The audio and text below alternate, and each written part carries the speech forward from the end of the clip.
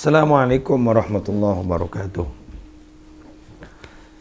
Bismillah walhamdulillah wassalatu wassalamu ala rasulillah Sayyidina Muhammad ibn Abdillah wa ala alihi wa sahbihi wa man tabi'a sunnatahu wa qatada bihuda ila yaumi liqa'illah amma ba'du. Ma'asyiral muslimin wal muslimat rahimakumullah. Pada saat ini seringkali kita saksikan ada 3 penyakit pada kita, dan itu sering kita rasakan, sering kita saksikan, dan itu mungkin akan menjadi polemik dan masalah besar ketika kita menghadap kepada Allah Subhanahu wa Ta'ala. Karena 3 penghambat ini, menurut saya 3 penghambat ini yang menjadi masalah ketika kita berkeinginan kuat untuk menjadi hamba Allah dan jiwa kita, rohani kita diinginkan bersambung kepada Allah tanpa ada putusnya.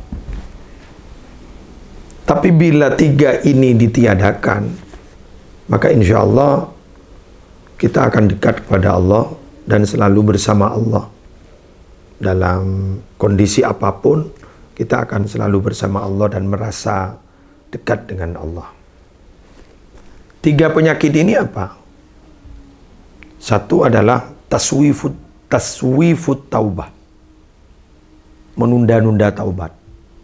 Kita merasa bahwa masih lama hidup, merasa masih muda, dan mungkin tidak akan segera mati, sehingga orangnya tenang, kapan-kapan saja taubat. Sering kita saksikan ketika bulan Ramadan masih saja ada di antara saudara-saudara kita yang beragama Islam. Saya ulang, yang beragama Islam, yang tidak puasa. Sering kita saksikan itu. Bahkan dengan jumawanya mereka menampakkan bahwa mereka tidak puasa. Merokok di hadapan orang yang berpuasa, makan di hadapan orang yang berpuasa. Oke lah, kita tidak boleh negative thinking ya. Kita tidak boleh berprasangka buruk.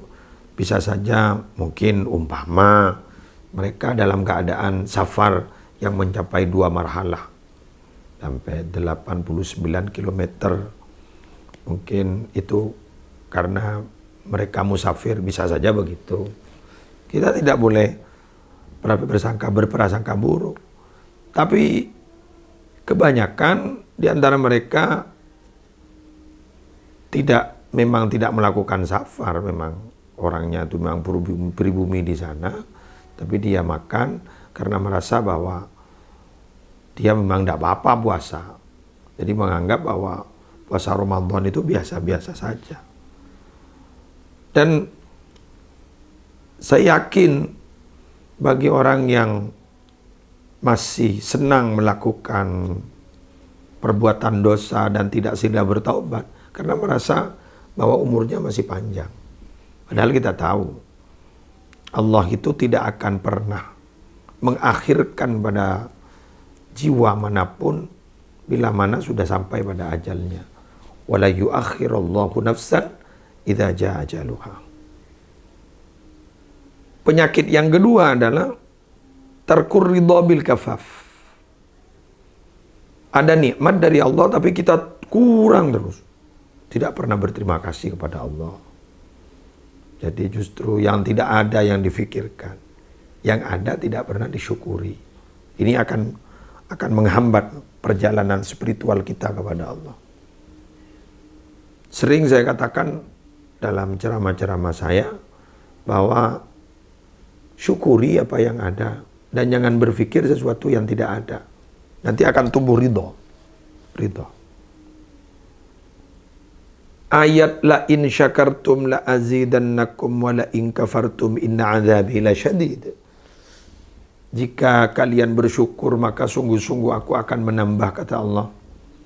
Dan bila kalian itu kufur nikmat tidak bersyukur, ingat azabku itu pedih. Itu jangan hanya dibuat prolog, pendahuluan ketika ceramah, pendahuluan ketika menjadi MC, ketika menjadi Master of Ceremony, bukan hanya dibuat hafalan saja, tapi harus diamalkan. Karena memang akhir-akhir ini nikmat itu semakin dipersempit, direduksi. Jadi bahwa kita itu menganggap nikmat itu hanyalah berbentuk uang, materi.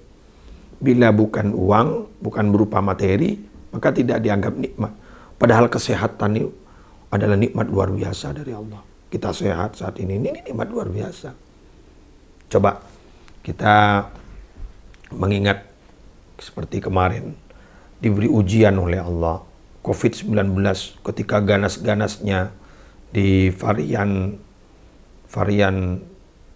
apa itu Delta ya, di varian Delta banyak orang meninggal dunia. Kita sudah khawatir, was-was, ketar-ketir, khawatir kita yang mati. Nah, pada waktu itu kita merasa bahwa kita diberi sehat sudah nikmat luar biasa. Kita diberi panjang umur itu nikmat luar biasa. Mengapa? Karena banyak saudara-saudara kita yang meninggal dunia. Bahkan dari saking banyaknya, dalam satu hari bisa 7 orang tetangga-tetangga itu meninggal dunia. Nah, baru terasa kan bahwa sehat itu nikmat luar biasa, panjang umur dan nikmat luar biasa. Tapi saat ini ketika COVID itu sudah grafiknya itu menurun, bahkan alhamdulillah kita mendengar korban-korban sudah semakin tidak ada, maka kembali lagi yang dianggap nikmat hanyalah uang. Selain uang bukan nikmat. Nah, itu yang terjadi. Terus penyakit yang ketiga adalah at-takasul wat-takasul fil ibadah. At-takasul fil ibadah, nakal beribadah. Di bulan yang penuh ampunan ini kita masih santai-santai, terlalu banyak tidur, terlalu leha-leha, terlalu banyak istirahat, bahkan main game terlalu banyak. Jadi main gamenya lebih tinggi daripada bacaan Al-Qur'annya. Itu takasul, at-takasul fil ibadah, nakal ibadah. Padahal sarana untuk kita menghadap kepada Allah itu adalah ibadah. Allah itu akan ingat kita kalau kita ingat Allah. Fadhkuruni adzkurkum. Ingatlah kalian semua kepadaku, maka aku akan ingat kepadamu. Dulu ada seorang ulama sufi pernah ditanyakan, Allah itu sedang apa sekarang? Beliau menjawab, Allah sedang mengingat saya.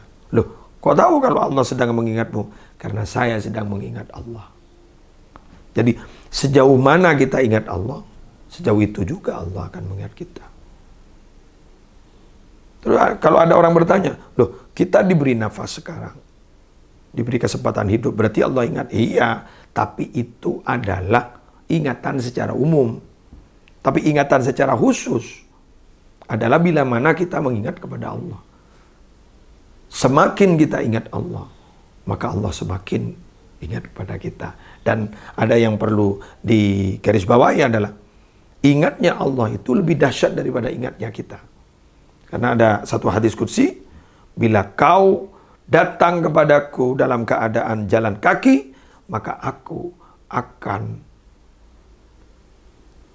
lebih cepat untuk menghadapmu. Jadi oleh karena itu, kita sejauh mana kita mengingat Allah, maka Allah akan lebih dahsyat ingat kepada kita. Jadi sejauh kata Allah, kalau kamu datang kepadaku jalan kaki dengan cara biasa-biasa, maka aku akan lari menuju kamu.